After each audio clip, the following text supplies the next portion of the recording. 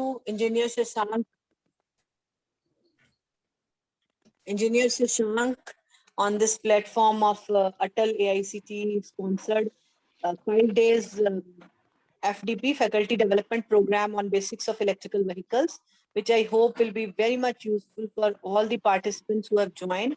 We have a good number of participants from different areas. They are researchers, post-graduations, postdoctorate or doctorate students, research fellows, and faculty also, who are really working on some projects with their students in their universities or institutes, wherever they are, and hope this forum will provide them contacts with industry people and some of the industrial terminology which we as a teacher are not aware of, and the latest upcoming trends on which the engineers in the industry are working upon. So today we have Shashank with us. He's really a great researcher. He has done his master's in renewable energy. He's worked a lot on charger and battery technology. And today he is with us. He has worked with Delta Electronics. He's with Napino. He is a part of the NITI Aayog, which is the policy, 5-year policy making, forum for our government, where the government decides what they are going to forecast or what they are going to do in future. So being a part of NITI Aayog, that means we have a standard of electrical vehicles with us, and he can always give us a structured layout where we can move within our country for the upcoming developments and advancements of electrical vehicles. And in this way, we can guide our students as well. Engineer Bhanu Marwaha, Shashank, Manna ji, myself, and so many people who are working in this domain wherever they are. The contribution of Bhanu and Shashank will be special in this FDP, and hope we'll gain a lot from them. Shashank being part of TED Talks and a little bit of informal talk, which I'm having with Shashank today, is really giving me some kind of satisfaction that we are having him with us, and we are having opportunity to learn from him. So I welcome you, Shashank, to start the today's first session of Faculty Development Program. That is, though it is Sunday, but thank you for sparing a lot of time for this FDP. Today's 3 sessions will be totally from Shashank's side. And just like yesterday, we'll be able to learn good things from Shashank. It is a dialogue kind of thing. You can always put in your doubts in the chat box, or you can interact with him as and when required. Thank you so much. And again, I welcome Shashank to take over. All right. Thank you so much, ma'am, for this warm welcome and inviting me here to talk about EV charging.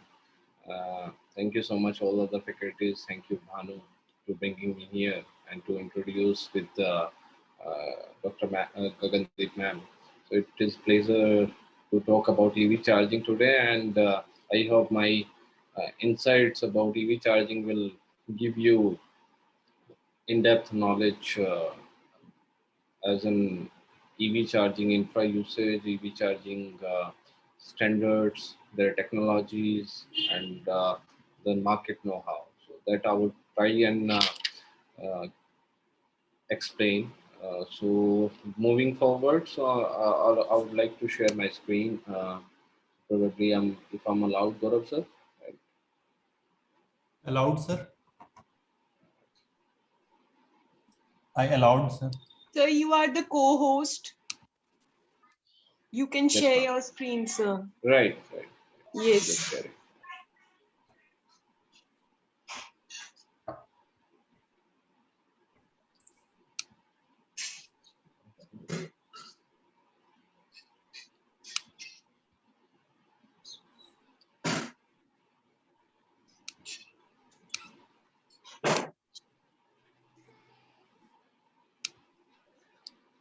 I guess my screen is visible.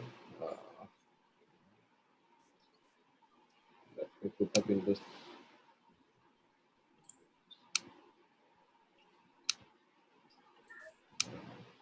Yes, I guess everyone can see my screen. Can you please share? Right. And my voice is audible too, right? Yes, sir. Yes. Yeah. Okay.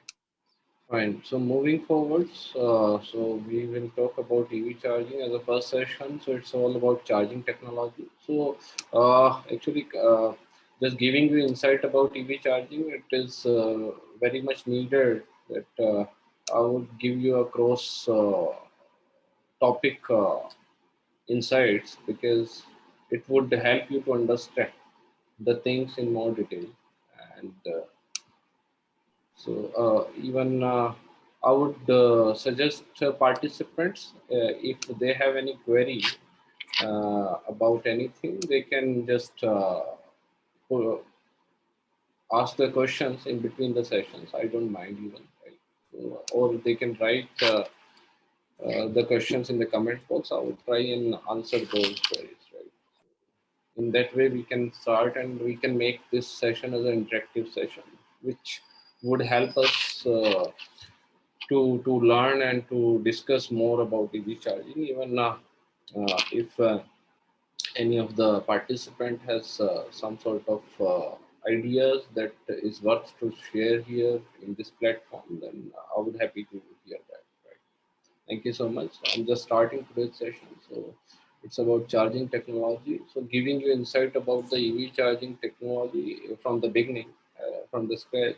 And I hope everyone is here having a background of engineering where they can uh, at least know how of basic engineering concepts, right? So not going into detail, but I can explain wherever it is required. So, starting from classification of EV charging systems, so we have as in two type of charging technology. One is conductive and non-conductive.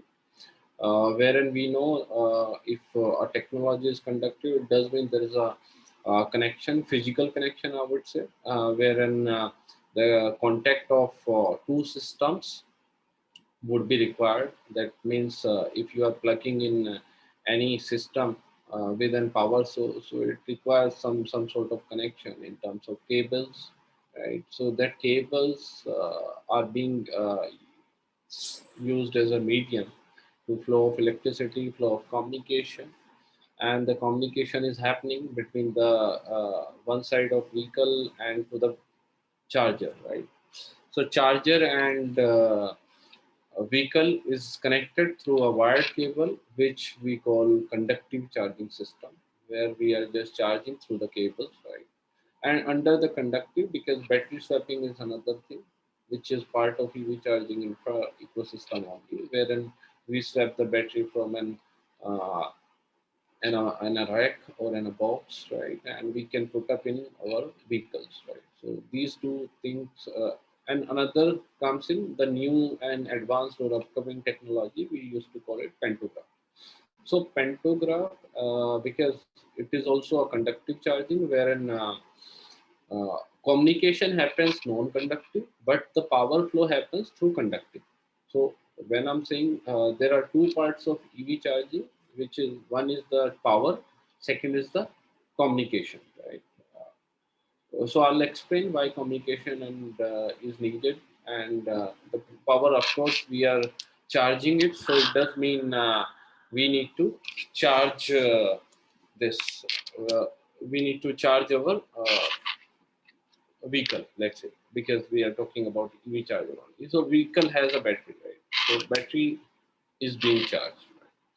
So these three systems and then non-conductive charging system, wherein the charging is happening through wirelessly, right? There is no connection between the vehicle and the charger. So it is isolated system. Please hold on. Please hold on.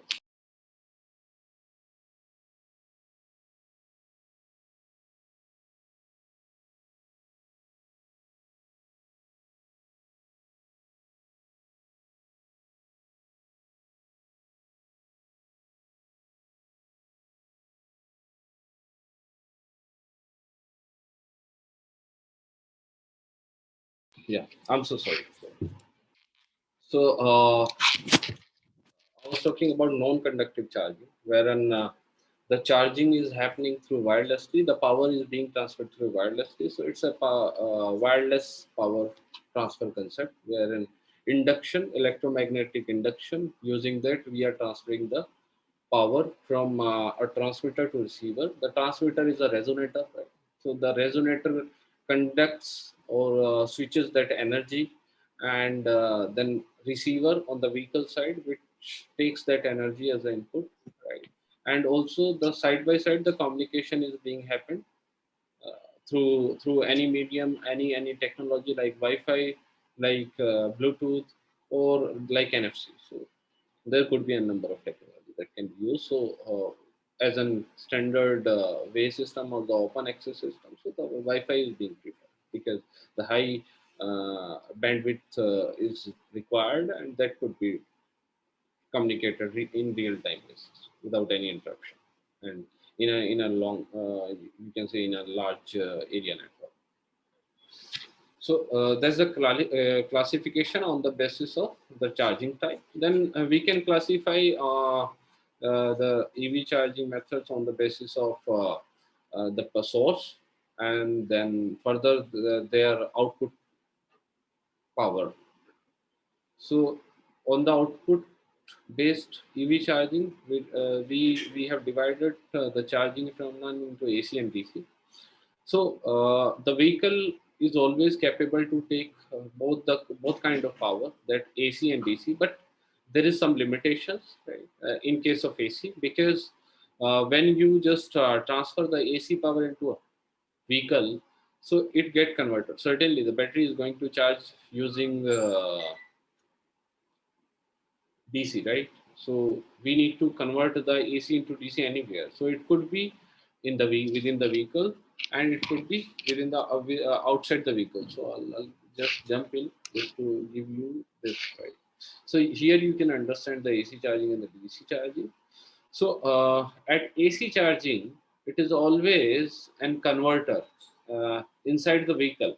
So it is converter which converts that AC power that we are plugging from outside world, from any outside socket. Let's say your home plug, right? And we just plug your car, right, through that socket, right?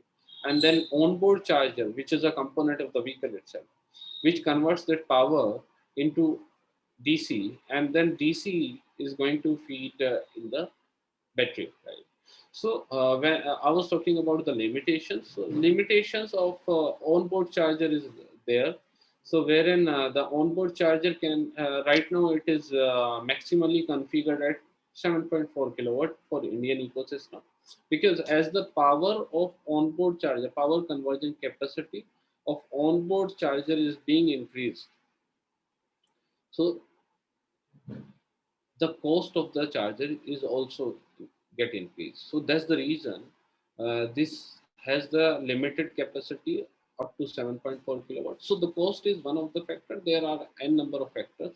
Let's say the weight, because high power converter onboard charger will require more space, more weight, right? And it will impact the performance of the vehicle, because it is we have a limited fuel, that is battery, right, which can run the vehicle. So we need to considering those factors, so we have kept the conversion capacity up to 7.4 kilowatt of this onboard charger, right?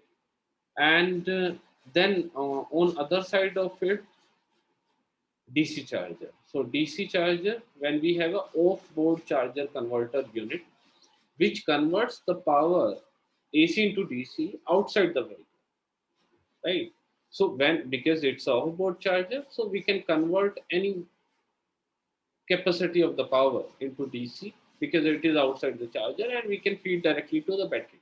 So that's the reason the AC charging is going to be always slow, because we have a cap on OBC, right, up to 7.4. But on the other side of it, the DC charging, we don't have any capacity limitations. The capacity of the converting and power into DC is not limited. So that's why we can charge the battery rapidly.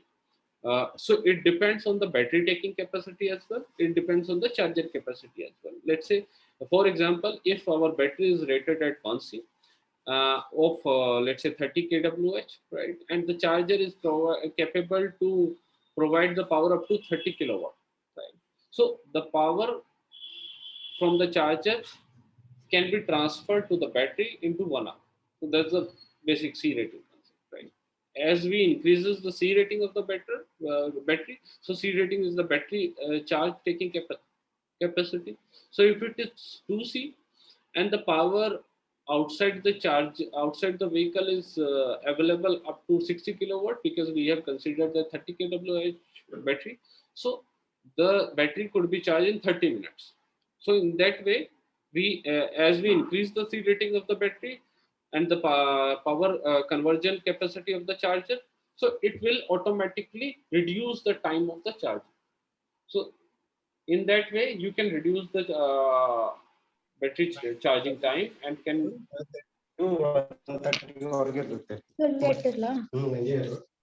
ಆಮೇಲೆ 11:30 Anyone has a query?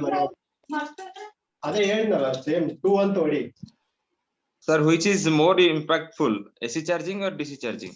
Means which is better for the health of the battery or health of the ಅದು e-vehicle? Automatic close So, right. So battery as an ನಿನ್ನ attend ಆಗಿಲ್ಲ. chemistry, it has a certain cycles, right? So generally these cycles are divided into 60-40 form, wherein 60 number of cycles are available for fast charging, right? And the 40, we generally count in that way, but it is all about chemistry, right? How you are charging the battery, it is optimum or not. You are taking care of the health parameters of the battery, right? ಅದು automatic close AC charging is also required because you cannot always do the DC. It will impact on the overall health and chemistry of the cell balancing. So it is a combination of both, but depends on our battery management system, which is the part of the battery. If it is so effective that it can automatically reduce, it can automatically monitor the battery health and can provide the sufficient or the optimum amount of energy within the battery at any point of time using AC and DC charging both, the battery will never get impacted. So that's there. So AC, why we do DC charging? Because it's fast. Why we do AC charging? Because it is going to be slow. And if we consider a use case where you are a user, you have a, let's say for example, you have a vehicle, Tata Nexon, right? So Tata Nexon you are using as a vehicle, and you want to take you have a limitations. You can run up to 250 kilometer in a one-time charge, right? So when you go to your, let's say, office, which is 100 kilometer from your house, and you come back 200 kilometer, you run a day, right? For example, so you don't require the DC charging. You can always do the AC charging at your home, right? And you can always use that vehicle in that limitation. But let's say you are going for outing outside your premises or limitations of your vehicle, more than 250 kilometer you want to run, right? Then certainly if you are on the way somewhere going out, then you would require that DC charging, right? Because you don't have the time to spend 5 to 6 hours, right, to charge your vehicle using AC charge, right? You have a very quick time, you want to charge your vehicle rapidly. So depends on the use case, right? Any other question?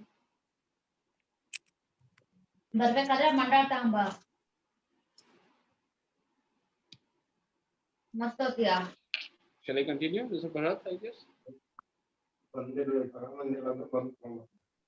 Sir, what are the technical features on the basis of we are categorizing this is slow charger, this is fast charger?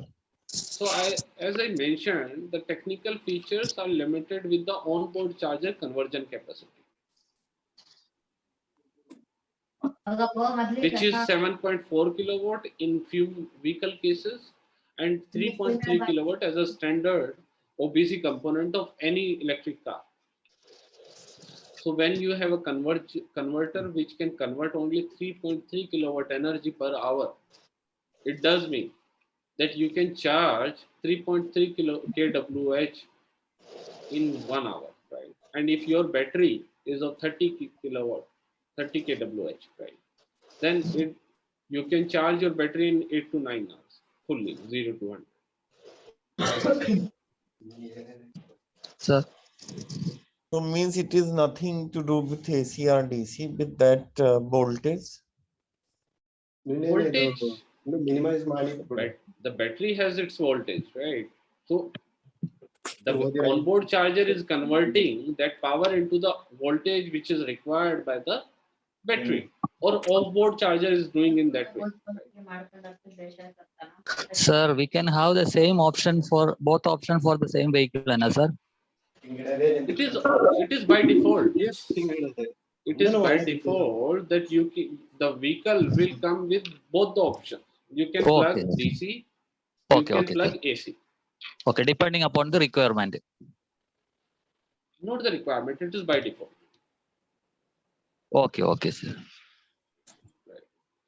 So while commenting on any aspect, I would suggest everyone please name first, right, so that we can have more discussion.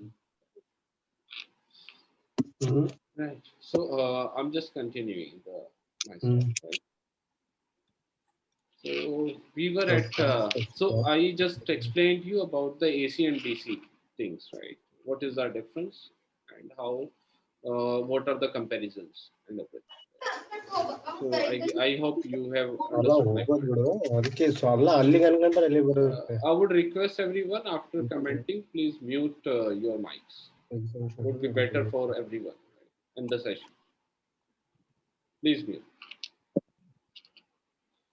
Then we have another classification within the EV charging where we have input based EV charging. When I'm talking about input, how we are feeding. Mr. Bharat, can you mute? I would appreciate you. Receive the animals continue. Ruchika ma'am, or Gaurav sir, can you please mute everyone and just unmute Shashank sir? Like there's a lot of disturbance in the session. Gaurav sir or Ruchika ma'am, are you there? Can you please just mute everyone?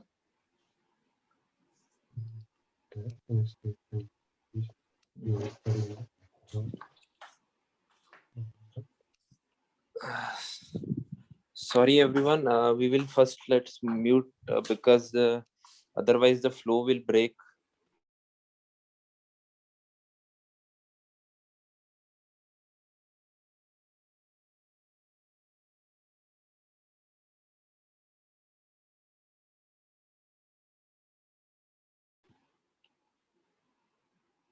Right. So I guess everyone is muted now, right? And I would request everyone to learn this image, how to mute yourself and how to unmute. If you are not able to learn, so would be better you stay mute. Just do not unmute yourself. Right. Going forward, so on the input-based EV charging we were discussing, wherein we have a multiple source to provide the power into an EV charger or into any battery swapping station, for example. So we have AC power, that is normal grid, local grid, or your DESCOM grid, right, which is available to every household person. Then we have a solar power as a renewable energy, which you always can convert, right, at your rooftop, at your power plant, or wherever it is available. Then we have a battery storage system, battery energy storage system, wherein we have a battery bank which will be utilized for your battery. Like you can have a battery bank, right, and you can charge the battery bank using solar power or any grid system, and you can facilitate the charging, because many a times, few instances. One vehicle, so it is a recent, you can say that last year is instance wherein one vehicle got electric vehicle particularly, it got solved. Some fault was there, and rescue van come in then, right, with a genset, diesel genset. So they were trying to charge using the diesel, the vehicle itself. So then there was a lot of news coverage. What is the point? If you are using electric vehicle and again you are charging that electric vehicle using diesel, right? So you are polluting, right? You are polluting the environment. So what is the benefit of having electric vehicles? Right? There is no point in that. So then few startups, few companies then come in with the battery energy storage system. So they even I at Delta, I have been part of one of the project. So wherein I have made a charger which can take DC directly. When I'm saying it can take the DC directly, uh, then the DC, any DC power. So it is solar, it is battery. So any DC power, and it can charge the vehicle using its control and communication technology. Because I told you at the beginning, right, the vehicle needs to communicate back to the charger. So because using that communication, the charger has the capability, because you cannot charge directly a vehicle using the battery. Because you would require the charger as a machine, as a smart machine, which can communicate and can tell the vehicle that this is the charging, this is the power, and you can now the BMS can accept the power to feed into the battery. So that's it. So that time, so it may happen. So now the rescue vehicles doesn't have the genset. They have this battery energy storage system, and using that battery energy storage system, uh, in case of any fault within the roadside fault or in the electric vehicle, you can call that rescue vehicle and you can charge your vehicle just to reach to any point or any milestone within the city, any service or any public charging station. So that is another way of doing business in this emerging market. Then solar is always there, right? That should be utilized as a primary power source to feed your charger. So you may imagine a world where we have a green energy, right? That is solar energy, and you are using the electric vehicles. So what will happen? You are just contributing to the world by following the principle conservation of energy, wherein you are just creating the energy from the natural resources, that is sunlight, right? And then using that energy to drive your vehicle. So will be zero wastage, zero pollution, zero harmful things to our environment, our nature.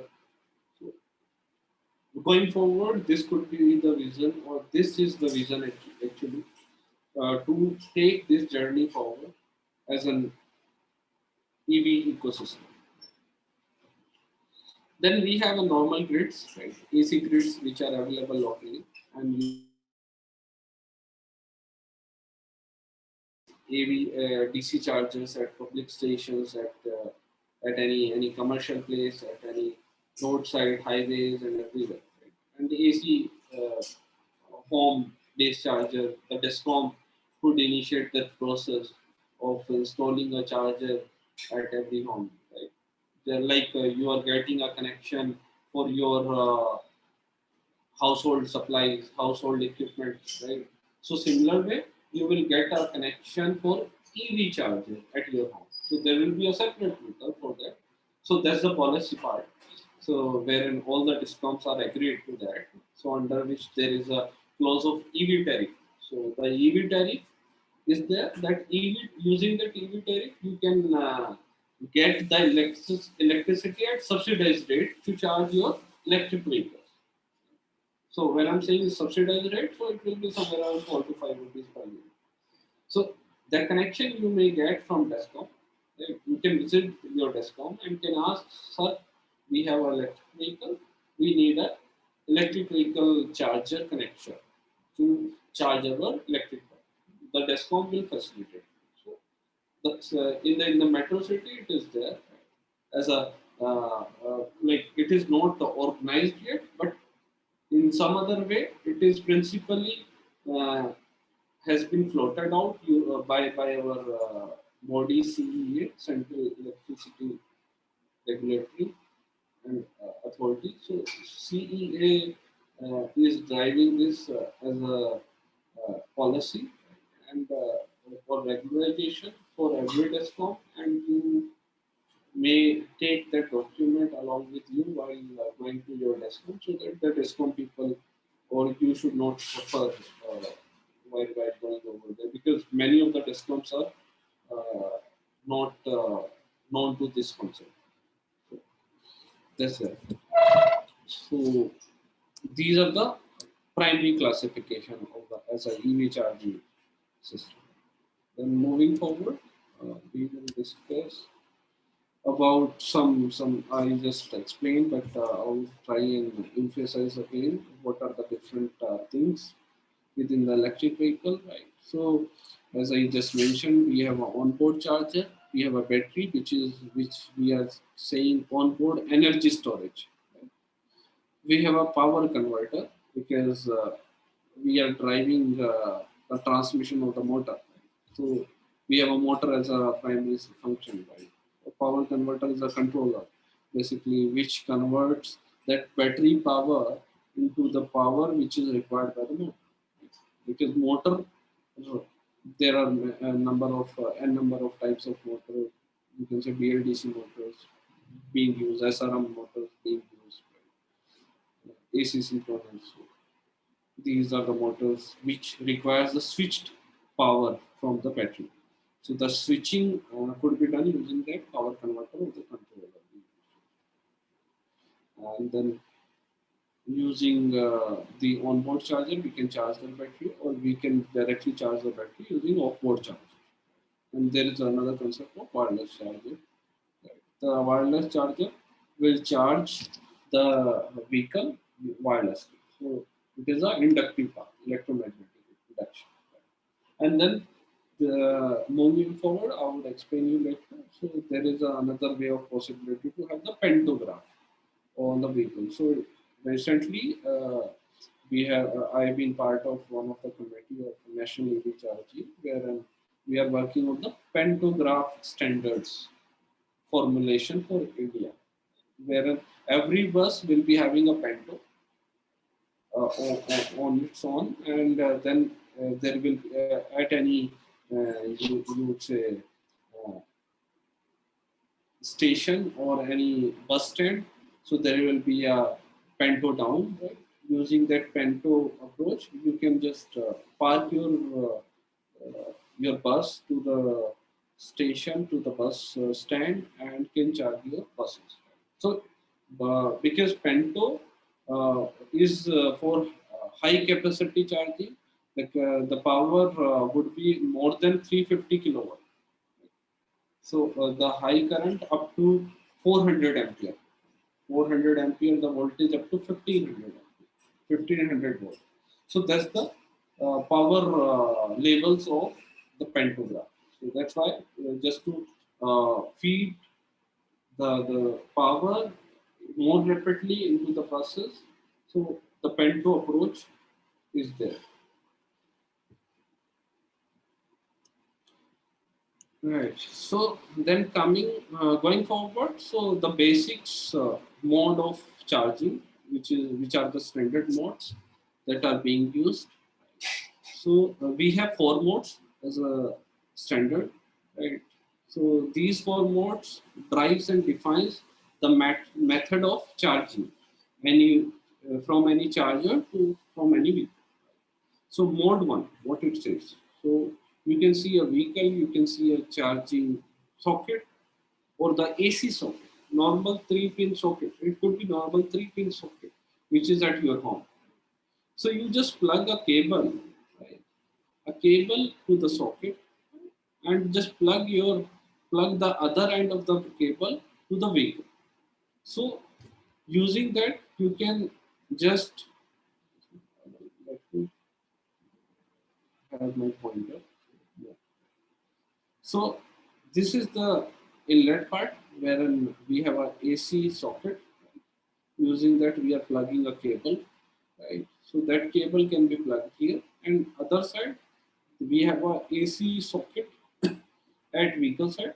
So as I told you, vehicle has 2 sockets. One is for the AC and the DC. So it's at AC socket you can plug AC gun. At DC socket you can plug DC gun. So you can just plug at the DC side, at the vehicle side this gun, and you can plug here. So the power can be transferred directly. So there is no control and communication between the AC inlet and the vehicle inlet.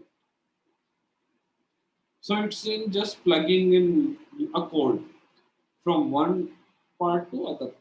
So when you are plugging the cord from one part to other part without any control and communication, this is called mode 1 charge.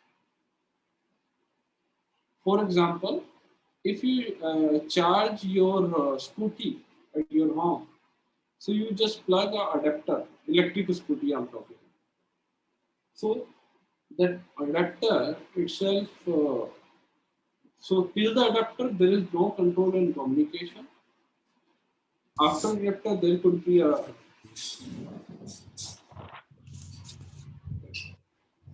someone having query. लिखेगा नहीं इतना पीछे होगा. You understand, Vikas? You want to say something? Right. So from the AC inlet to the vehicle inlet, so there is no control and communication is happening. So the power is transferred directly. There is no even protection. So that we call mode 1. So no protection, no control, no communication. So that's the definition of mode 1. Then we have mode 2. So here we are doing the same thing which we have done in mode 1, but now we have included a bypass control and communication circuit between the AC inlet and the vehicle inlet. So this control and communication bypass circuit, so which will provide the protection, which will do the control to the vehicle as in when to plug off the charging, when not to plug off the charging, right? Because it can communicate, right? So control, communication and protection are available in mode 2 charging, but it is mode 2 because the cable is still adapter cable, right? There is no dedicated cable which is coming out from this AC inlet, right? So it is a socket and it is a vehicle inlet, and using that you are just connected and cable which has a control, communication and protection capability, but still there is no dedicated AC power source. Right? So then we will say it mode 2. Right? I guess mode 1 and mode 2 are clear. Any doubts? Okay. Then mode 3, right? So wherein mode 3, we have a dedicated AC charging point. I would say, so mode 3 is always, mode 3 is about, all about the dedicated AC charging point.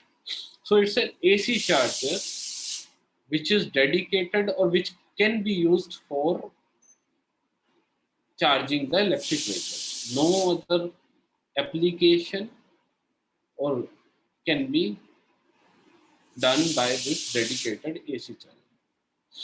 So now all the control and communication and protection is happening inside this dedicated AC charging.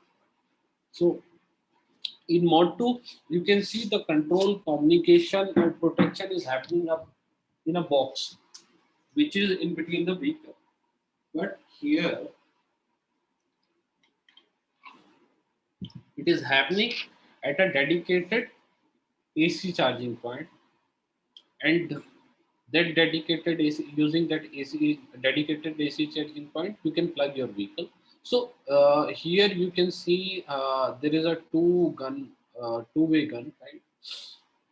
But generally in a public charging station domain, so there is a cable or cord will be coming out from this dedicated charging point, and you can plug them.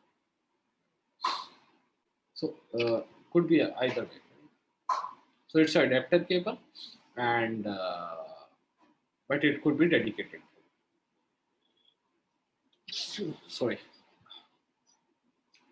Then going forward to the mode 4.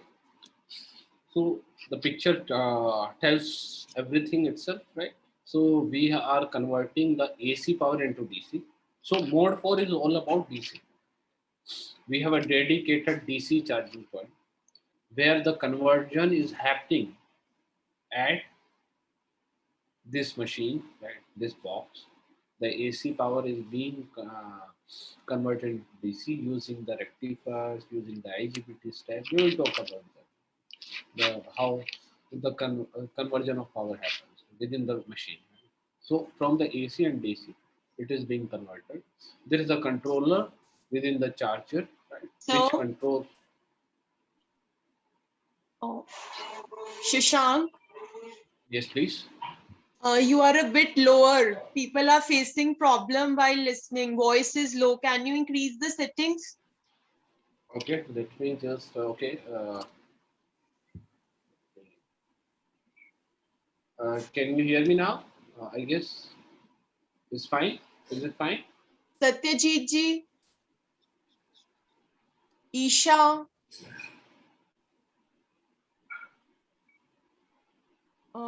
Yes, sir. They are saying better. Thank you. Okay, just ping me. I have put up my full screen mode, so that's why I cannot see the comments. Right? So you can Okay, interrupt okay, me. sir. I'll interrupt you if there are any comments. Thank you. Right, right. So I was discussing about the mode 4, where in mode 4 charging, we have a dedicated machine which converts that AC into DC. Right? We have all the protection, all the circuitry, all the controller kind of stuff within this machine. Right? And this machine is smart, right? When I'm saying the machine is smart, so it can communicate to the server. The server, using the server, you can command and control your machine even, right? You can send or upload all the statics to the server, right? And that data, you can use for analytics, right? You can drive the different way of getting the data from the machine, and can also command the machine like what to charge, when not to charge, when to start, when to stop. So you can just control the PPT machine. is not visible now. Your It's not PPT visible? is not visible. Is it? Okay.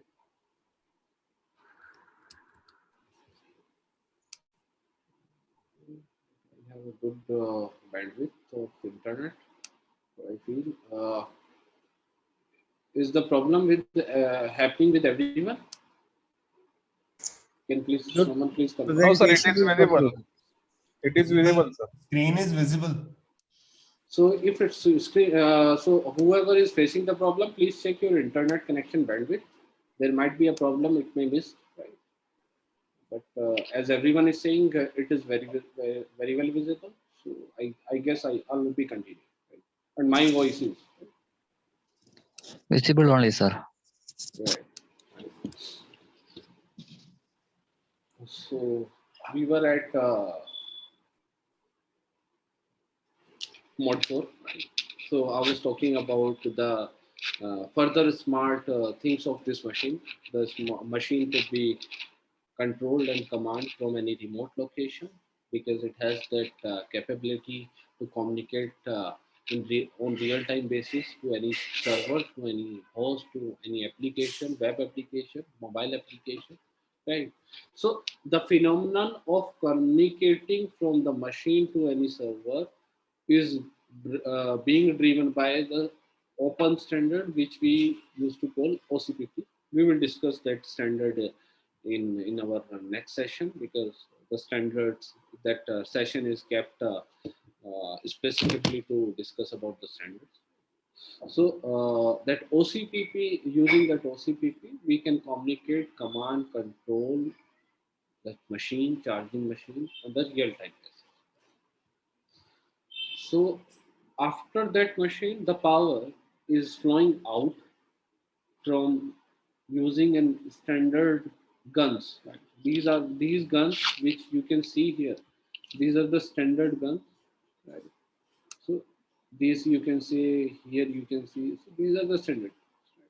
So we will discuss these guns right? In the next few slides. And using these guns, you can plug your electric car, and that electric car then start communicating back to the charger. So the phenomenon works in that way. The charger works as a slave and the vehicle works as a master. So there is a slave and master communication and concept. So the master, the vehicle is always a master. When I'm saying it is always a master, it requests or it demands the energy or the power requirement from the charger. Charger as a slave feeds the vehicle the required or demanded energy. So let's say the vehicle demands for 100 watt. The charger will convert AC power into DC and provide that 100 watt. The vehicle demands 200 ampere.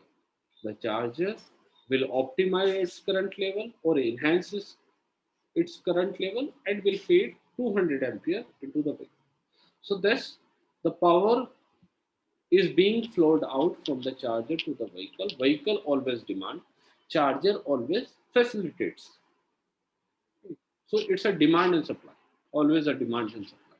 So that's the reason the batteries within the vehicle is having a very healthy environment in terms of its charging chemistry, right? Because the BMS is very active. It is acting in a way that it always requests or demand from the charger whatever the requirement of energy by the battery. So in that way, we can optimize the life cycle of the battery. So that's why there is no problem by charging your vehicle using AC or DC, right? So it is always a controlled and protective charging process. So your battery is very much optimized on its SOC levels, and it can go longer. So that's the phenomenon of mod 4 charge. Right. So any doubt in mods we can discuss here. I'll jump into the next slide then.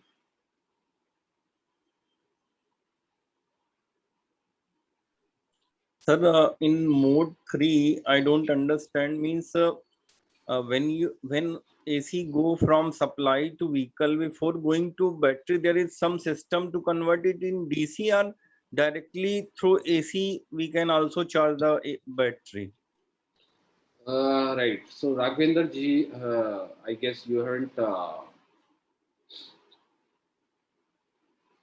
noticed my previous slides. I was talking about an on-board charger concept, right? Which is a component of vehicle, which converts that AC power, which is coming using mode 3, into DC and feeds to battery. For your information, here you can see, right? So let's say, for example, it's a mode 4 communication, right? It's a mode 4 communication, right? So the power from this dedicated AC charging point is flowing out and going to onboard charger. And that onboard charger, which is a AC to DC converter, then feeding that DC power into the battery. And on the other side, mode 4. This is the mode 4 charging, where we have a dedicated DC charging point. Using that dedicated DC charging cable, we are feeding to the battery. I hope I am clear, Raghuvinder ji.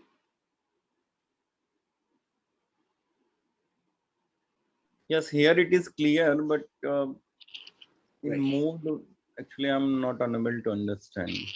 So now it's fine. You are able to understand. I just you explained are- by using Yes. those modes. Mode 3 means that is for the onboard charging.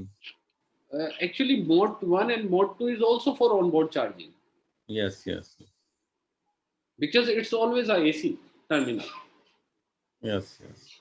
right? And but what is the difference between mode 1, mode 2, and mode 3?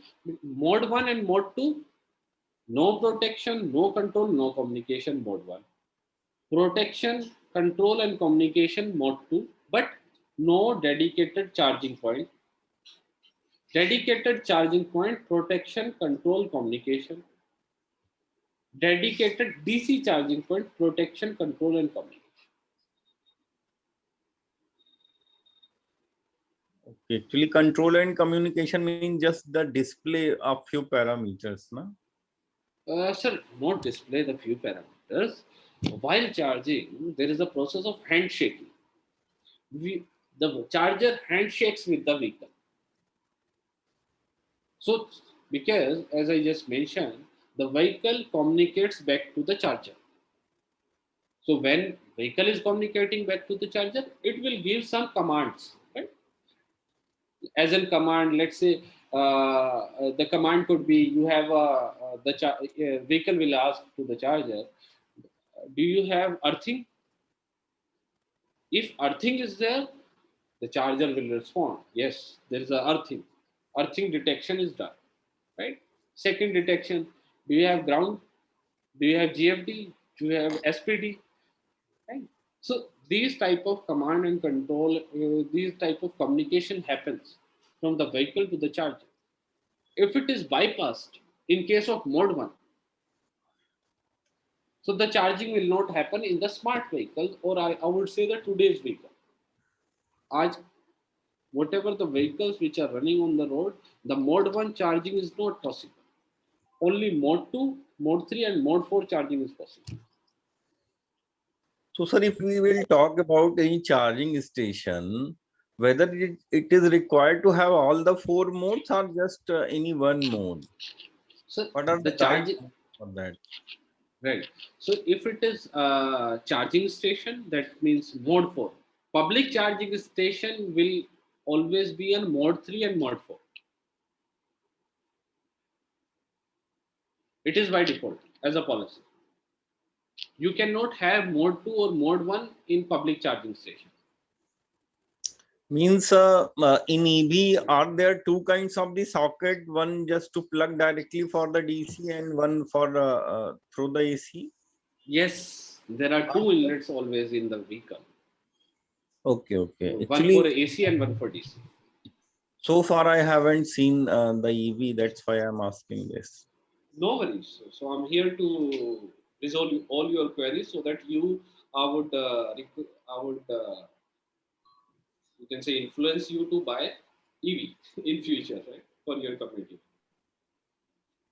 Okay, now it's clear me. All the EVs are having 2 kinds of the socket, one for AC and one for DC. For DC, right, sir. So means the DC socket directly supply current to battery, while when we connect with the AC means there is some converter from AC to DC, and that converter supply current to battery. Battery, correct, sir. You understand. Thank you. Appreciate it. Right. So any other one? Any point? Mr. So,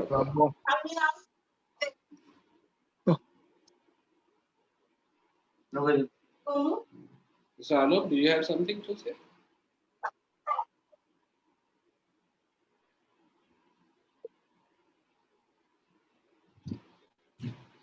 Right. So moving forward. First, I'll give you the conductive charging process.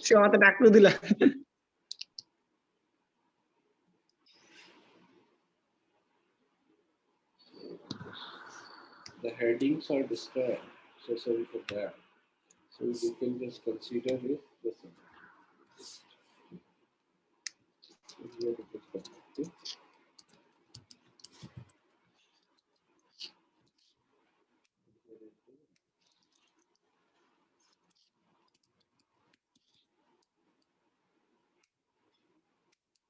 Yes, so conductive charging process, right? So here we have two block diagrams, right? One is EVSE, which we would call electric vehicle supply equipment. So it is called EVSE, basically a charging charger. Then we have electric vehicle EV. So in conductive charging process, right? So we are talking about mode 4 only, right? We will talk about mode 4 only now. There's no mode 3, mode 2, mode 4 is good. Because mode 4 is a complicated system. That is being like that's the way forward for the EV charging ecosystem. So EVSE, as an EVSE, we have AC inlet, right? AC power source, which could be anything like your grid, for example. Then we have an AC to DC converter, which has a capability to convert power into AC to DC. So that could be rectifier, that could be an IGBT stack, right? Power source. So the technology is enhancing. The rectifiers, which used to convert the DC power, it's a dual stage rectifiers and using the MOSFETs. Now the rectifiers has been upgraded, or I would say obsolete. Now the technology is moving to IGBTs, right? So the IGBTs are being used to convert that AC into DC, and those IGBTs, then you can using that you can just feed the DC power or any other DC power. Then we have a communication. So the communication is using the PLC or CAN in mode 4, in DC charging also. So when I'm saying PLC and CAN, so PLC is power line communication. So it is not the power line communication which happens to be in the grids. So it is different from that. So it is derived from there, but it is different. It is, we will discuss that. What is PLC? So, but there's a CAN. CAN is standard. You must be knowing. It's a standard serial communication. So that's using that serial communication. So you can communicate to any hardware. Similarly, the PLC. And the conductive charging, using the conductive charging, the conductive, when I'm saying, so it's a plug charge. So we have a wired, physical wire as a contact using the guns. We connected to the EV. So EV as a machine, so it has a VCC, vehicle control and communication unit. So this EV as a machine, as a vehicle, it has a VCC which control and communicate the entire hardware of the vehicle. And then we have a battery plus BMS. The BMS is a part of battery. So that BMS will optimize or will act as a liaison between the battery and the power. So the communication is happening from the charger, and the battery and BMS is responding in that way. And then battery and BMS using the VCCU is going back to the charger, demanding the power from the charger, and then power is being converted using this AC to DC converter and we are feeding to the battery. So the AC to DC converter is then optimizing the power. So whatever the communication or command being received from this EV, it is acting in that way. So the AC or DC power is then the converter is optimizing that power. Whatever the power level is being required from this EV, it is feeding to using the conductive part. So that's that. In conductive charging process. So it is a standard. Then going forward, wireless charging process, another you can say the innovation within the charging process. It is not widely spread yet because it is under development only, under research, I would say. So right now we don't have any, you can say, commercialized charger, wireless charger. So all the wireless charger right now non-commercialized, or I would say under research and development. The process is going on. So as a process, so this wireless charger, we have a similar thing as we used to have in conductive charging, but the another component, which is that resonator. So that resonator, which actually nothing but a coil, you must be demonstrated in your graduation projects and everything. Where, well, I don't know, I have done that. So many of us even. So the resonator, which is a coil, right, which converts the power which is coming from the AC to DC converter, right, using switches circuit, right? The power is being converted, and there is an inductive medium between the transmitter resonator and the receiver, and the power is feeding to the electric vehicle. So electric vehicle will further having a receiver resonator, RX resonator. So this RX resonator will receive the power from this transmitter resonator, then further convert that power into because it's a switch power. It receives, it converts that switch power into the DC. So the DC is further then using the control and communication feeding to battery. So the communication here is also happening.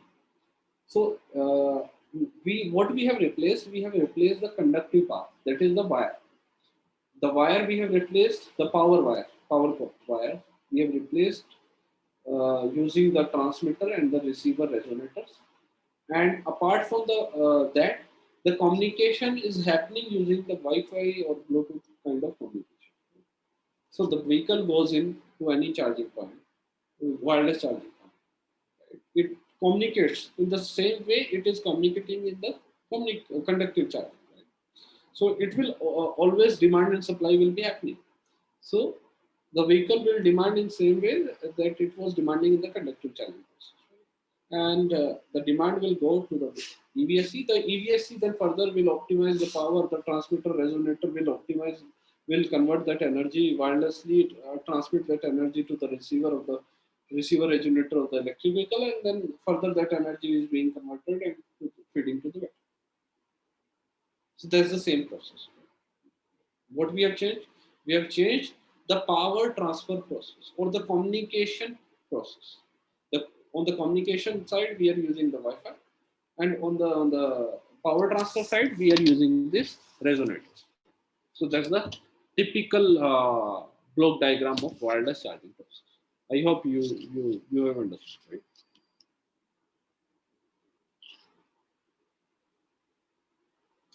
So going forward, right. So I was talking about the pantograph. I just mentioned, right? So pantograph, certainly it is going to be for a high capacity power, high capacity buses, or the high powered buses, right? Or the high powered vehicles.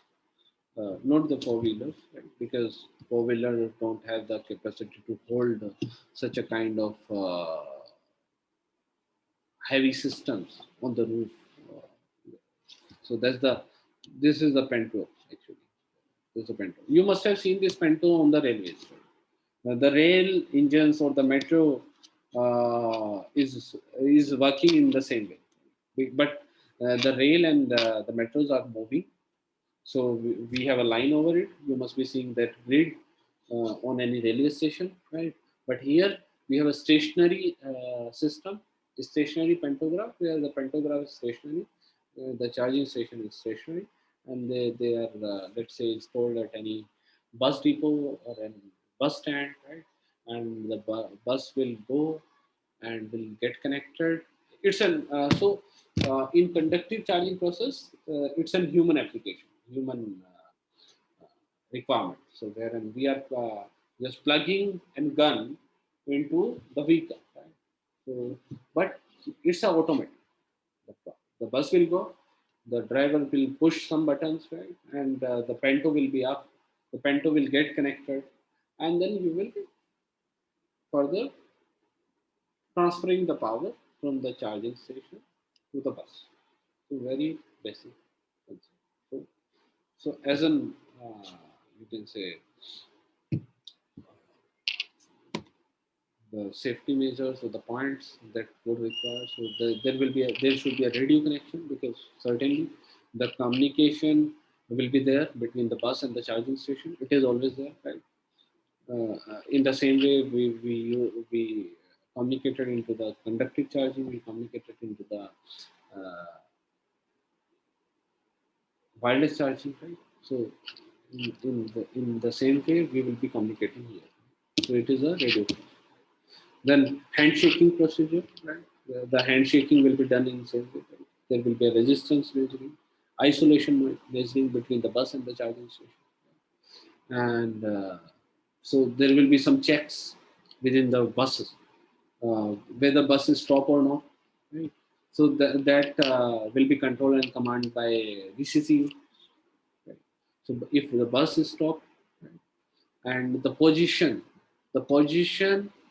of the bus is optimum, because here we are just connecting two hardwares. So there is one hardware which is a female part and another hardware which is a male part. So the position of the bus should be very much appropriate. Then only they can get connected. Otherwise, they won't be able to connect. Right? The power won't be able to connect. So all the measurement, all the checks has to be there. And once all the checks are confirmed, then we have a contactor check. So the Pento get connected to this Pento up, right, or the stand, the power stand. So this Pento, yeah. So there's the Pento, right? And there's the power stand. So it get connected to this power stand. Right? So there are two approaches generally, right? One is Pento down and Pento up. So here you can see Pento up. Pento up means the Pento is mounted over the buses and it is going upside. Pento down means the Pento is mounted in the charging station and it is going downside. So here I have showcased the Pento. So the Pento up is going over there, right? So here is the power contacts. You can see the red and black wire, which is plus and minus. And there is another communication check cable. So these three cables, using these three cables, or there could be an earthing. So here you can see this earthing, the green wire. So using these, you just get connected. So these are things connected to the bus, and the power get, if all the checks are okay, then power will flow out from the charging station, the bus. So that's the pantograph EV charging process. It is for high power transfer only. I just mentioned it is up to 1500 volt and up to 400 ampere current, even going beyond that. So this much of higher power is being transferred from a charging station to the buses. So there is another challenge because the power is very high. So bus should be capable to take the power at that much of high speeds. So sometimes because the battery is costly, so they may use the ultra fast capacitors or super capacitors, ultra super capacitors. So these are the flash, because it is going to the flash charging. So this flash charging, using this flash charging, you can charge the high capacity battery or the super capacitors, let's say in minutes. So there is, in a China, there is a lane where in Shanghai area. So wherein I haven't been there, but I have heard things. So it's a corridor basically. We have the buses are equipped with those ultra and super capacitors, and they don't have the battery; they have the capacitors. When they go and roam around the city, so at every depot there's a pantograph EV charger, right? And when the bus goes, till the time the passengers board into the buses, so the battery the capacitors of the bus get charged. Then it reaches to next station. So it is very calculated stuff, right? So the capacitors are installed in that way that it can reach one location to another location where we have a pantograph. So it goes to other side of it, and it goes over there, right? Then we have a pantograph. So from location one, the passengers boarding, in between the time the battery gets, the capacitor gets charged, it start reaching to location two, and the passengers off board or on board, right? And the battery the capacitor get again charged. So that's the process. So that process, like it's an use case which is being described over there. So using that control, we can assume that kind of EV charging ecosystem. So that's about the pantograph EV charging. So any doubt in this charging process, conductive wireless or panto? I would happy to take it.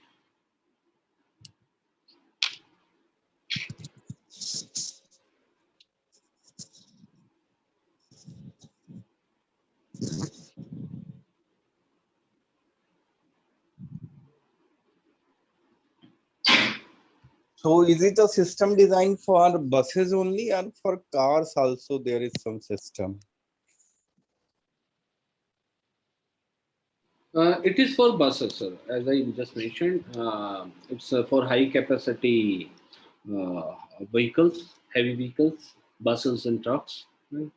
Because it requires a lot of infra which cannot be installed on the cars. So that's the reason it is for heavy vehicles only, heavy vehicle application. Is there any study or few evidences that how much effective these stations as compared to wired charging stations? So the study has been done, being a part of National EV Charging Committee. So we have done a good study, and we have taken the use cases of different countries. In Chile, it was in Sweden, in Norway, done by ABB, Siemens. So these kind of companies are doing and demonstrating these things, right? And based upon that study, we brought down this concept to India. So right now there is no prototyping. So there is very less technology partners. So we have a company called Shunk. The Shunk is the company which used to manufacture this old Pento. So the Pento technology is patented by Shaw, and then further charger as a machine, so it could be done by the OEMs of EV chargers, and the buses could be done by this bus manufacturers. And integrating all this technology, we can make this pantograph EV charging. No, actually, I want to understand that technically these are good things, but just from the position point of view, since we are having the fixed position for the buses, so once they will come to their stopping point, automatically this will be connected. So from that point of view, it is okay, or technically from charging point of view also it is better? There are two aspects. The architecture aspects that you just mentioned, right? So you know the Indian conditions, you know the Indian roads. So on the road side, it is not possible, but we can have a dedicated space. For example, we can have the depots, specially designed depots, where we can put up this setup and this arrangement of physical arrangement of the distance positioning can be maintained, and then we can allow this Pento to do the charging. So very specific locations. Then on the charging point of view, it is there because right now what we are how we are charging the buses. So you must be surprised we have built about 1,000 to 2,000 electric buses are running on the Indian roads as of now. That is already been floated. Even in Port Blair, I myself set up the charging station for let's say around 100 buses. So even in the Port Blair, it is available. So even the first bus trial, electric bus trial, has been happened in Shimla. Can you imagine? So the first Indian in India, the first electric bus trial had been happened in Shimla. At that peak, where no one thinks of that electric buses can drive down, but it is very much effective because at the time of coming down to base location from that hill, so you are generating the energy, you are regaining the energy which you have just consumed when you are going up. So that's the beauty of EV as a vehicle, right? So anywhere this whole Pento approach is there and it is technically feasible, as in it can give you the fast charging which you cannot have from the conductive charging process because the limitations of the power flow.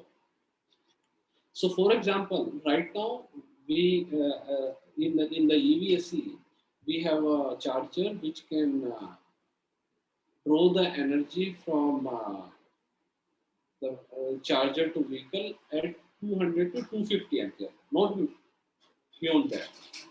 The wires can take that 200 ampere from the charger to this, not beyond that. And the 200 ampere is the limitation. If we increase the current rating up to let's say 300 ampere, then we would require that liquid cooling cables, right? Because that high power, due to that high power current, right? So the liquid cooling cables, if we do a cost benefit analysis, then Pento is going to be the feasible approach. And also it provides the fast charging. So if you are charging the bus in an hour from using the conductive charging process, in an hour here you can charge 4 buses from one charging station. And on the other side, you would require either 4 hours or 4 charging stations to charge those 4 buses simultaneously. So that's the difference. That's the feasibility study.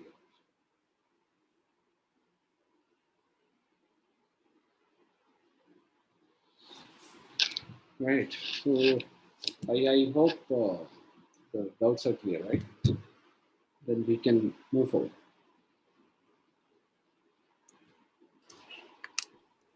Yes, sir. Yes, sir.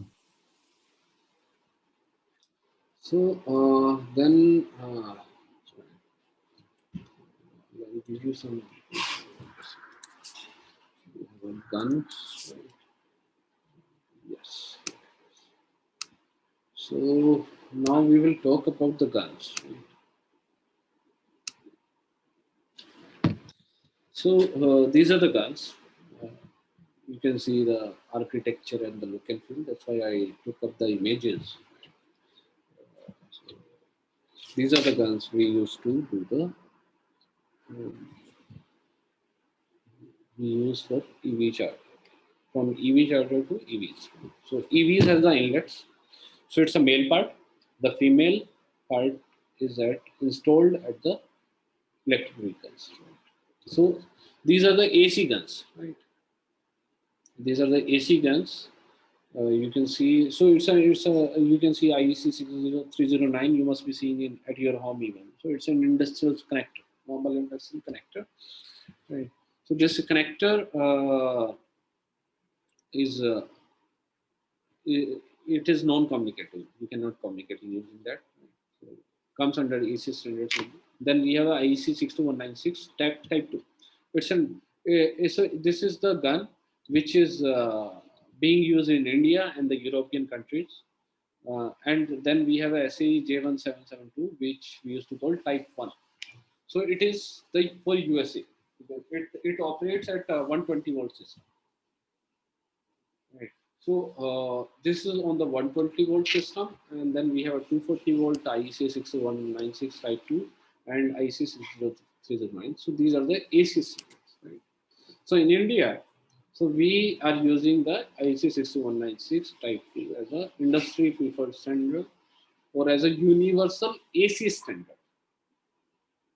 So at every vehicle, this will be the gun. This will be the inlet at AC side.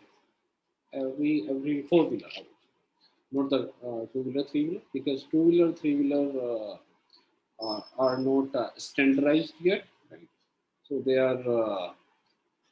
are just I would say random or unorganized as of now.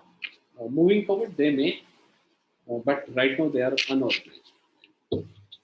So the four wheelers and the high end EVs, buses, trucks, they are standardized.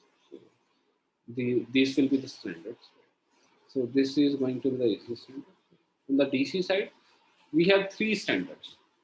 That is CHAdeMO, CCS, GBT. CHAdeMO, combined charging system, that is CCS, and GBT. So these are the three different DC guns. So there's another irony of EV charging system in India. We have three standards in India. So you need to make sure which standard vehicle you should buy. So for your information, everyone is moving to this CCS system only. CHAdeMO, there is no car based upon CHAdeMO in India. There are few cars based upon this GBT connector, or I would give you insight. This GBT connector in India is called as the Bharat connector, Bharat charger connector. Just hold for a minute. Let me bring some water for you. You can see the pictures.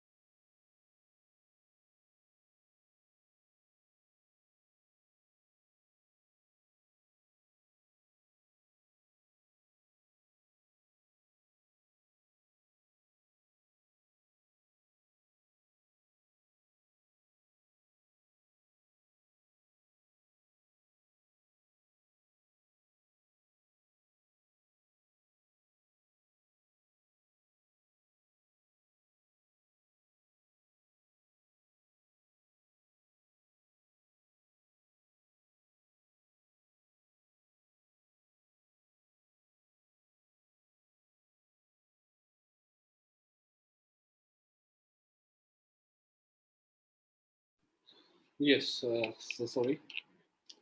So I was on to DC charging standards. So we have these three guns: CCS, CHAdeMO, GBT. So as an origin, I would showcase you.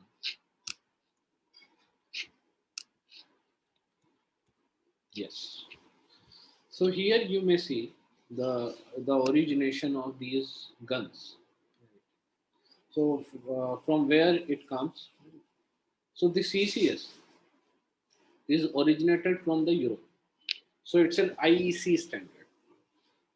IEC 62196-3 EE category. So that's the standard from IEC CCS.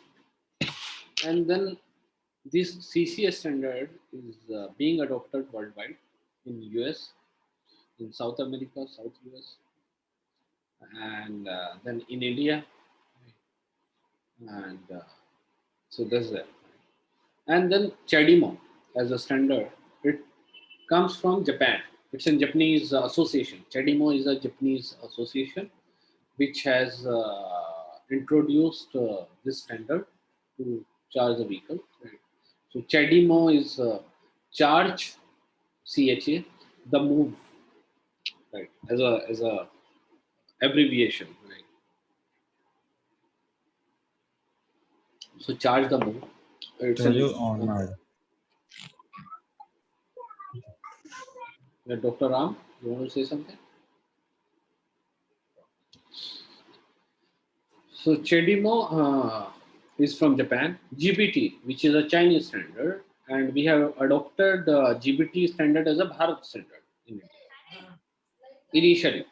So it's a long time backstory, happened in 2017.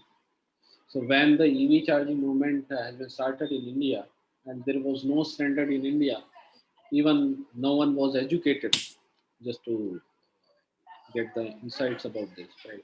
Then they found this GBT standard, right? And they just brought it from China and just named it Bharat DC001. So in India, it is popular by the name of Bharat DC001. So we have these three standards on the DC side. Then we have a Type 2 standard, which is again originated from Europe, IEC standard, IEC 6196-2, right? And then being used in India as a universal AC charging standard, right? And globally. So on AC Type 2, it is a global, I would say. Now it become the global standard. So it is being used globally.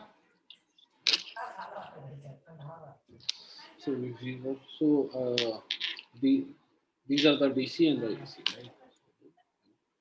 I'll give you charging guns specification. Right? So I just described over there, right? The standard, the origination, and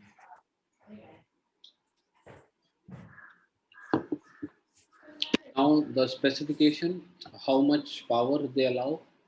So you can see here. So the type 1, that is CCS type 1, single phase, 120 volt, 240 volt, 80 ampere, 19.2 kilowatt. Right. So this is the type 1, then type 2 up to 44 kilowatt, type 3 up to 22 kilowatt, CHAdeMO up to 400 kilowatt, CCS up to 400 kilowatt, and GBT up to 237.5 kilowatt so far. So just hold for a second. You can just read in a while. I'm just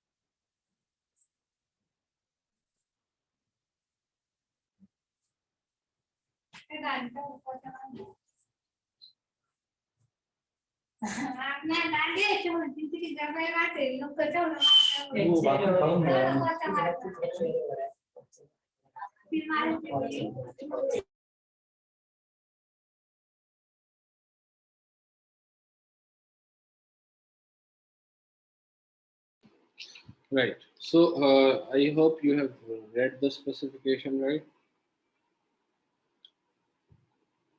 So as on CCS standard, it supports up to 1000 volt, 400 ampere, 400 kilowatt, right?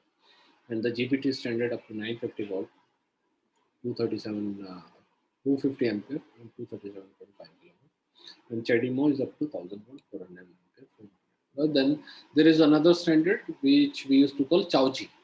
It is an advanced standard, so we will discuss that as well in the later slides.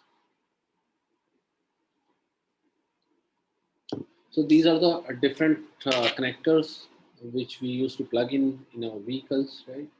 And having the specification like this. So the type 2 works on single phase and three phase both, can support up to 63 ampere and 44 kilowatt. 44 kilowatt is the maximum amount it can draw to any vehicle, right? So the AC charger is also used to charge the buses. Right? So in case of that, we use this 44 kilowatt power OBC onboard charger, which is the component of the bus. That can convert up to 44 kilowatt energy, because bus has the battery capacity up to 300, 250, 260, 300, up to, it is always above 200 kilowatt in the bus.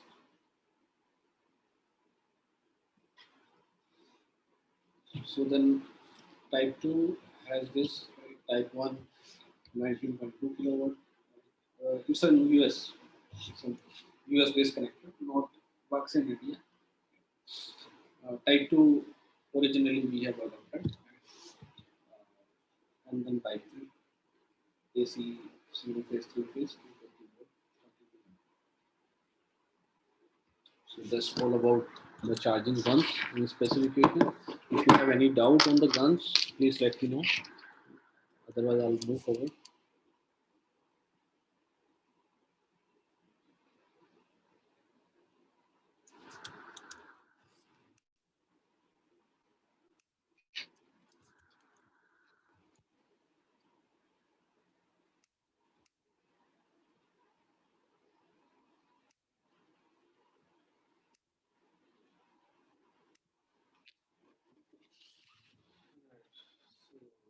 Hope everything is clear so far. So then we can discuss the levels of the charging.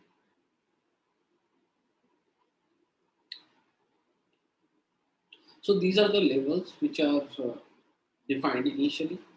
For the AC charging, the voltage is 230 volt, right? Can up to 22 kilowatt. So the three versions are there: 3.6, 7.4, 20.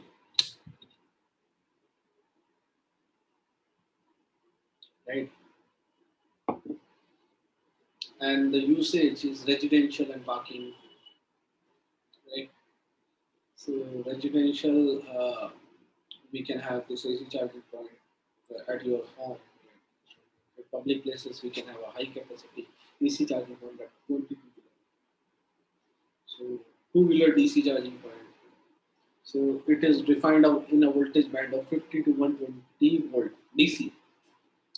Power could be up to 15 kilowatt maximum, which is and also it actually initially we had adopted Bharat charger. So Bharat charger has a capacity up to 120 volt on the voltage side, and the power side it is 15 kilo. So it was being used as a four-wheeler DC standard, but now post that the technology has been upgraded. Now people OEMs has moved to CCS, right? So they are not using Bharat now or the GBT now.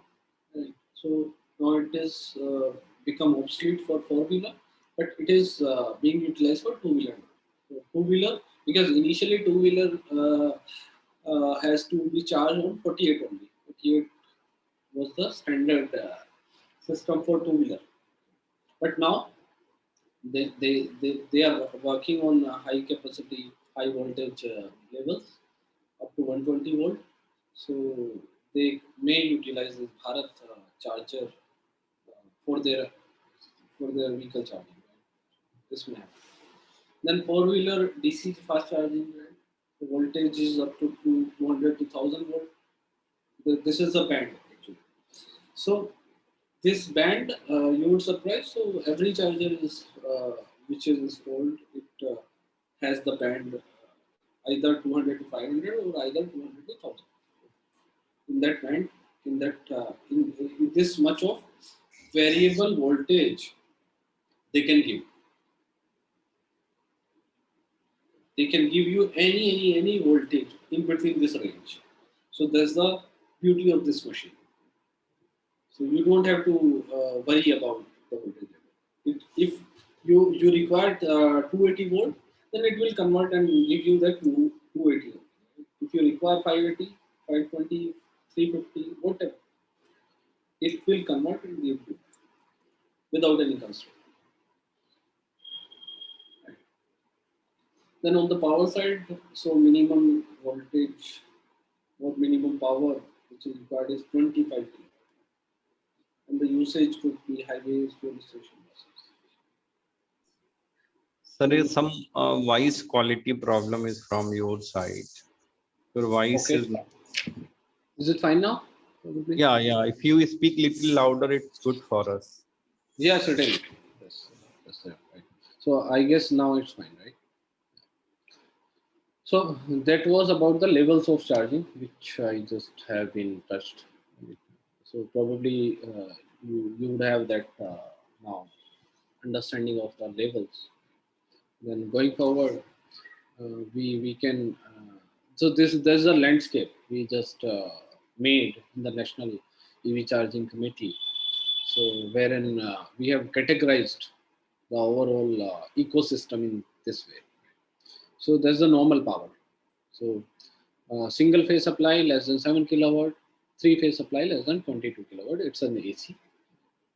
So these are the vehicles which we will cover up to four-wheelers certainly will be covered in case of AC. And then we have light EV charge points. So how we defined actually the entire EV charging ecosystem. We have a light EV charging category. Under light, we have a light AC, light DC. Even light AC standard has been published a couple of months back. It's been a year for us. We were working upon that light AC charging standard. And then now the light DC charging standard. So the light DC charging standard can give you voltage up to 120 volt. So right now it is under discussion. ARAI, that is Automotive Research Institute, is working on that. So that would be the light DC. Then we have defined another category, Parkway charge points. So wherein we will put up the AC and DC charger everywhere. So it will be a city infrastructure for city infrastructure in India. So precisely you can have that charger everywhere across city. In Delhi, I would say the number if so somewhere I personally installed 90 number of chargers from my company, which the project has been managed by me, and others there are multiple locations. Right? So approximately you will find 150 or 200 charging station locations in Delhi. And even on this highway, Delhi to Chandigarh, you will find on the 5 to 10 locations. On Jaipur highway, you will find. So we are spreading in that way. We are spreading from Delhi and outing towards highway. We are building the charging stations. In Bangalore, we have built about 200 to 300 charging stations. In Mumbai, we have in Chennai, in Kolkata, in MP. So the journey is going on. Right?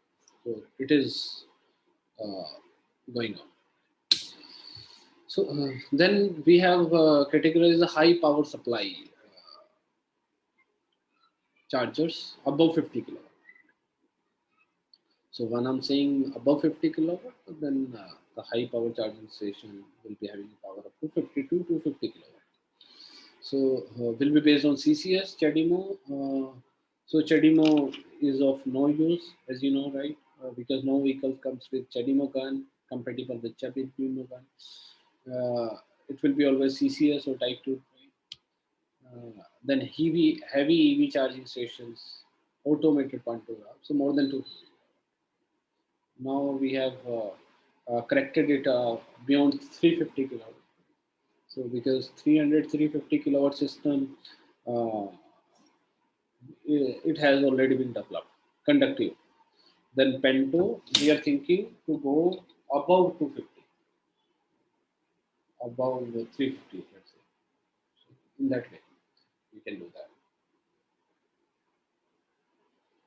So there's a categorization of EV charger on the basis of power levels, on the basis of power capacity, on the basis of locations, their geographical division, their connector division.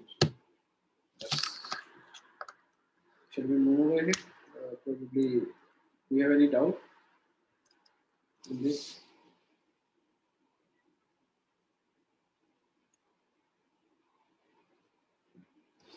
So then, now we will learn. We will learn first the pin diagram.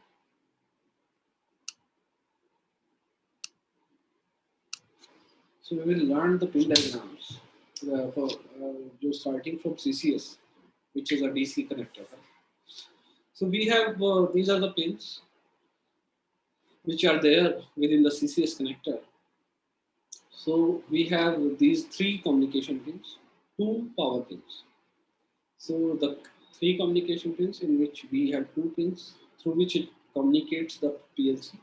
Power line communication happens using CP and PP.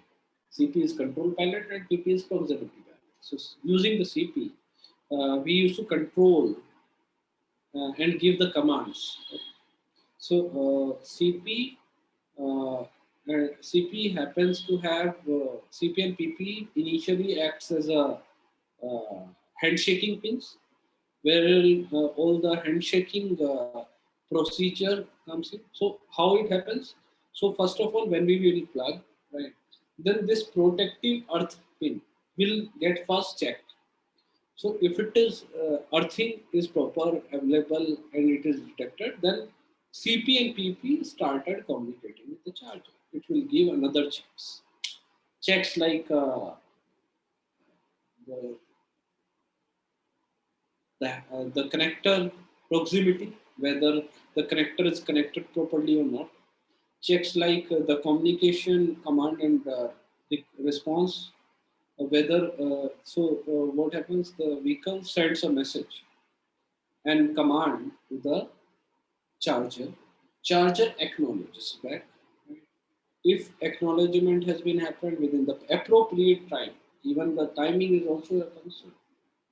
So if it happens in an appropriate time, so the handshaking will be done. Otherwise, it won't. You need to plug in again, or there will be some error. It can showcase on the display of the charger. Right. So in that way, CP and PP pins communicates.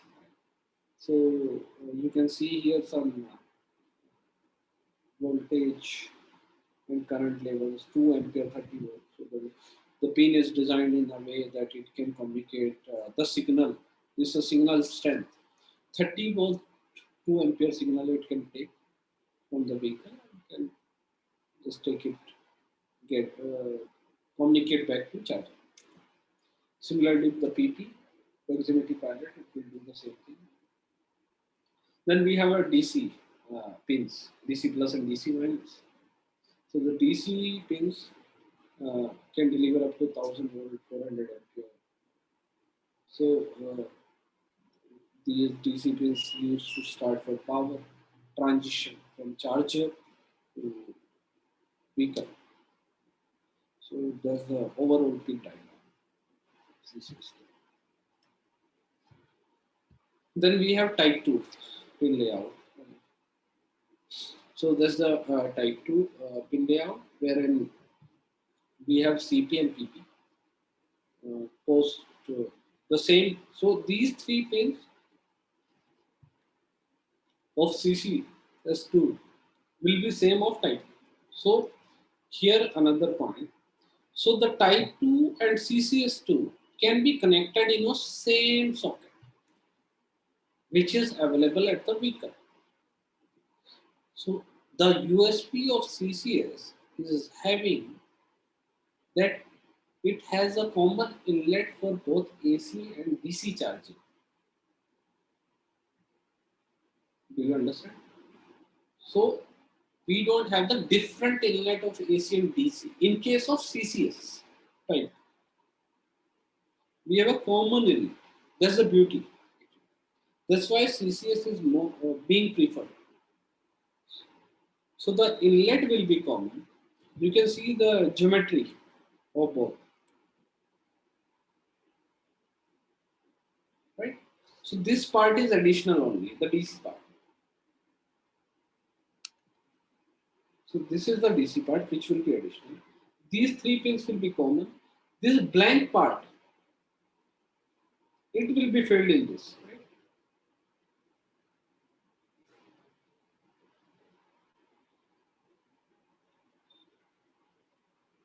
You can see the difference.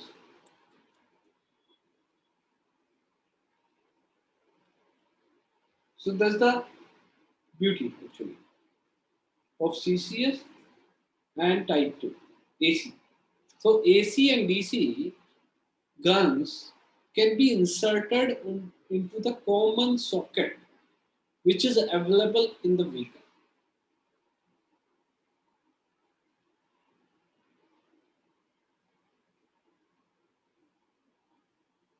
Right? So you will insert it and you can then start transfer plans. So on the AC side, the 3 pins will be common. These 3 pins, which happens to be in CCS, will be common. And then other pins, AC, phase 1, phase 2, phase 3 phase, and neutral. These will be different. And here, in case of CCS, there will be 2 other pins, PC plus or DC.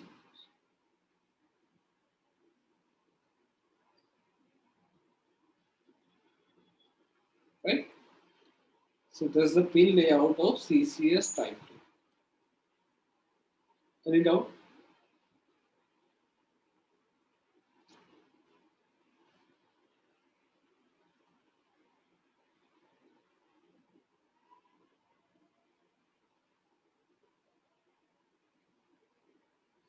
Okay. So then moving ahead on the CHAdeMO pins. Right. CHAdeMO is very complicated. It is not as easy as CCS. So CHAdeMO has a number of pins, around 10 pins. You can see the number. 1, 2, 3, 4, 5, 6, 7, 8, 9, 10. Wherein CCS we have 3 and 2, 5 pins only. That's all. But here we have 10 pins. Right? So every pin is dedicated to do certain communication, right? So the dedication is in a way that the first pin, reference ground for insulation. So these first 4 pins are for protection or control. So first pin is for reference ground, insulation monitoring. Second pin for control EV relay. Right. Third, which is blank as of now. There could be a future, right? There could be where, like in future, we may use this pin. Then fourth, charge control. That is ready to charge control. So it's another signal. It happens when the charger, the gun is connected to the vehicle. Handshaking has been done. Now, the fourth signal, after the fourth signal, the power will start transferring from 5 and 6 pin. So ready to charge control. Right? So the charging will start after fourth pin acknowledgement. Otherwise, it won't. Then 5 and 6 pin, 5 and 6, which are DC plus and DC minus, right? Then 7th is proximity detection. So the proximity detection, the same pin was in CCS as well, right? And communication plus and minus, because CAN. So here, the CHAdeMO and the GPT are based upon CAN, while the CCS is based upon PLC. So there's a communication level difference between CHAdeMO and CCS. So on CHAdeMO, we will communicate using the CAN protocol, while on the CCS we will communicate on the PLC. So the 8 and 9 pin, that is communication plus and communication minus, which is a part of this graph, will start communicating or start sending the messages on the real-time basis between the charger and the vehicle. Then 10th pin, that is control EV relay. So here you can see the second pin and the 10th pin. These are the control EV relay. So this is the first EV relay. This is the second EV relay. So what happens, why it is there? So in case of any fault, so CHAdeMO, why it is so complicated and this much of pins are given? So since the beginning of charging standards, CHAdeMO is the first gun which have been introduced in 2010 in the world. CHAdeMO was the first gun which has been introduced to charge electric vehicles specifically. So initially, because you can imagine, right? It's a 10-year-old journey, 11 years. 11 years ago, people were more concerned how the electric vehicle will get operated. And that concern, using that concern, so this control EV relay, second and 10 pins were introduced just to immediately cut down the power in case of any fault is being happening in the vehicle, in the battery, in the charger, in any other component, or at the charger, at any part. So these pins were initially introduced. Now the technology is advanced. So working on the reduction of the pins so that the wear and tear could be reduced, because the gun part is very, very, you can say, sensitive. The gun could be deteriorated over the time based upon the usage. right? So it should be controlled.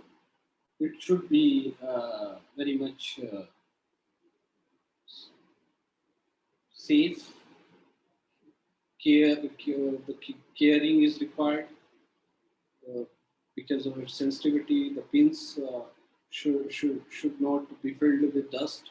The dust protection is there required. Time to time maintenance is required. And the life cycles, because it is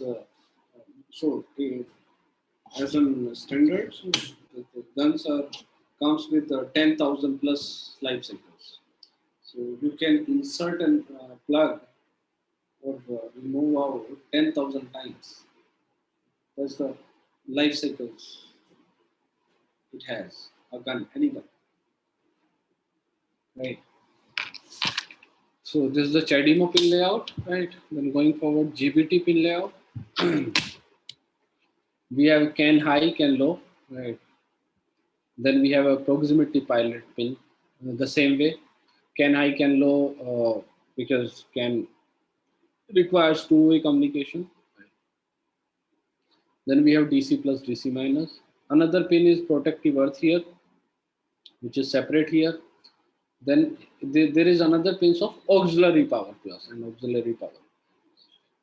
So in GBT, so the auxiliary power is required because the power requirement of GBT in two-way, as in let's say the DC plus and DC minus is happening at a voltage level of 200 to 400. And entire other system within the vehicle, it works on different voltage. Let's say up to 12 volt, 36 volt, 48 volt. So that power, it within the vehicle there is a converter system, but sometimes it is not. Then GPT is used. So that auxiliary power, it demands from the charger that I need 12 volt, I need 14 volt, I need 20 volt, I need 42 volt. So the auxiliary power, it demands from the charger and used to utilize that power into the auxiliary system of the vehicle.